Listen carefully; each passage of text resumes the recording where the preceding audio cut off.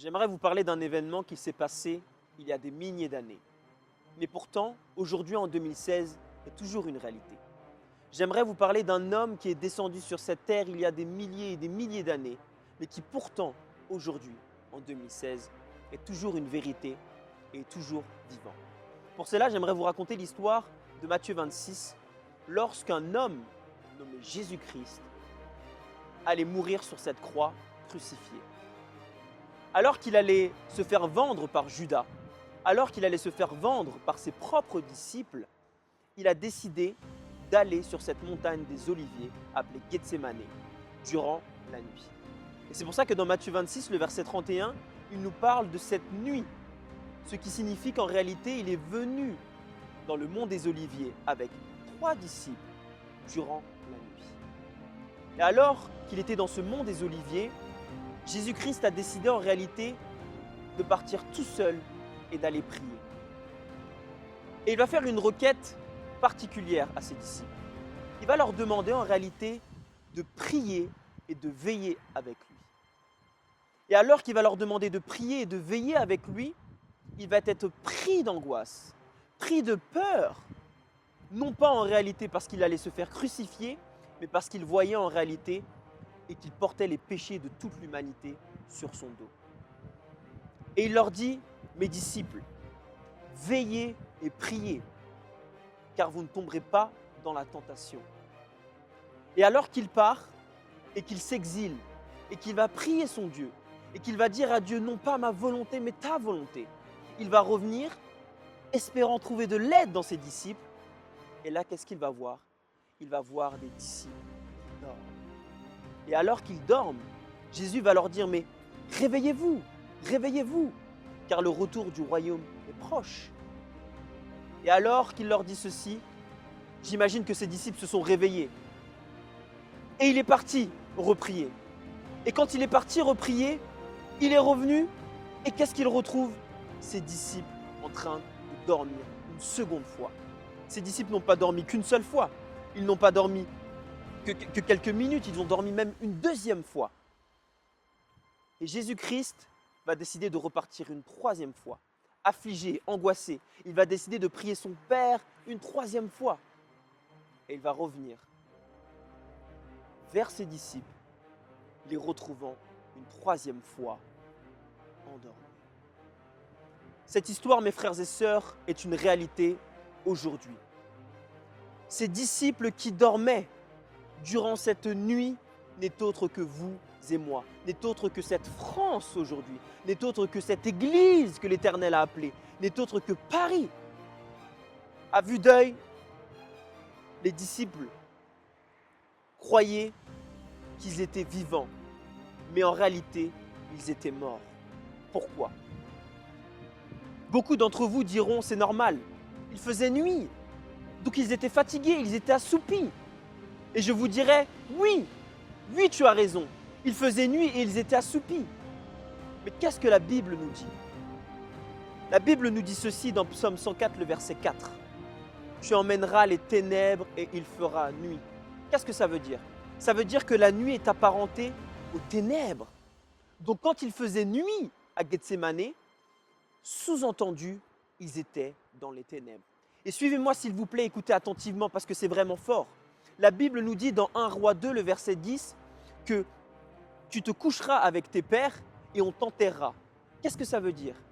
Ça veut dire qu'en réalité, le sommeil dans la Bible est apparenté à la mort. Donc quand tu me dis qu'il faisait nuit et qu'ils dormaient, en réalité, ils étaient dans les ténèbres et ils étaient morts. Et voici Jésus qui leur dit, mais réveille-toi disciples, car j'ai besoin de toi. Réveille-toi disciples, car j'ai besoin de toi. Et ces disciples dormaient. Sous-entendu, ils étaient morts. Et j'aimerais faire la transposition avec l'histoire de la France. J'aimerais faire la transposition avec vous et moi. J'aimerais faire la transposition avec Paris.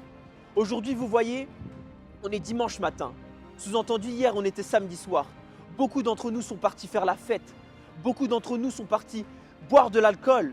Beaucoup d'entre nous sont partis prendre des substances illicites, croyant que ce monde ne va jamais terminer et qu'on va pouvoir s'amuser éternellement. Mais en réalité, mes frères et sœurs, nous sommes morts et nous mourrons petit à petit.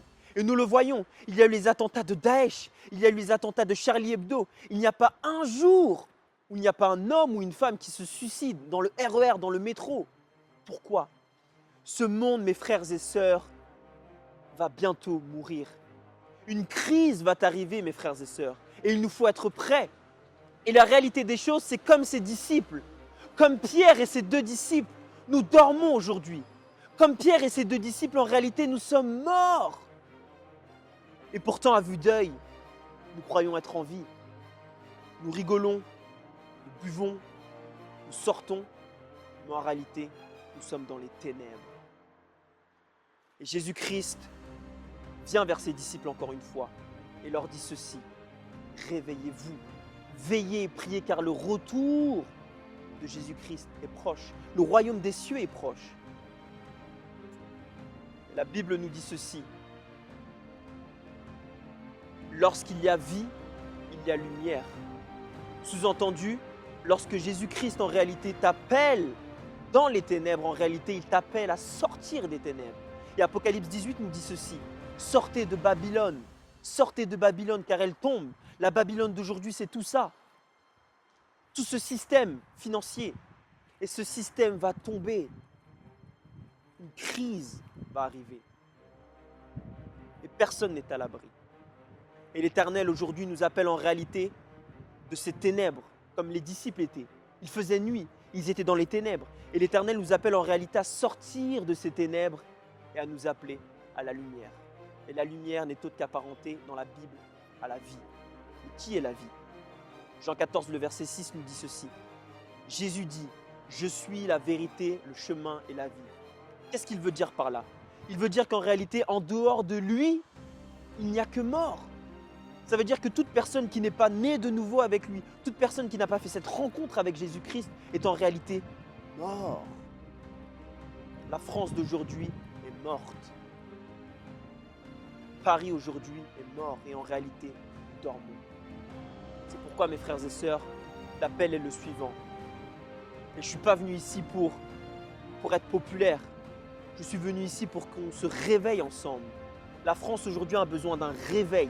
La France aujourd'hui a besoin d'une seconde révolution française. Non pas par les armes, non pas par des puissances de ce monde, non. Car la Bible nous dit dans Éphésiens 6, nous ne battons pas contre la chair et le sang, mais contre des principautés. Nous avons besoin aujourd'hui de faire une seconde révolution française. Non pas par les armes, mais en réalité par l'esprit. Et la Bible nous dit quelque chose dans Colossiens 5. Elle nous dit que le fruit de l'esprit, c'est l'amour. Donc en réalité, quand je vous dis qu'il faut faire en réalité une seconde révolution française, il ne faut faire qu'une révolution par l'amour, l'obéissance et la fidélité. Les Anglais appellent ça la seconde revolution, sous-entendu une révolution par l'amour. Il est temps que cette France se lève. La Bible nous dit, et je parle aux jeunes spécialement, il est temps qu'on fasse une seconde révolution. La Bible nous dit dans Psaume 127, le verset 4, que la jeunesse sont comme des flèches. Sous-entendu, nous sommes la force d'attaque de l'Éternel. Il est temps qu'on fasse tomber cette Babylone. Il est temps qu'on réveille nos frères qui dorment et qui sont morts et qui ne le savent pas. Il est temps qu'on court à Jésus parce que c'est une question de vie ou de mort. Il est temps que nous passions des ténèbres à la lumière. Que le Seigneur vous garde et vous bénisse.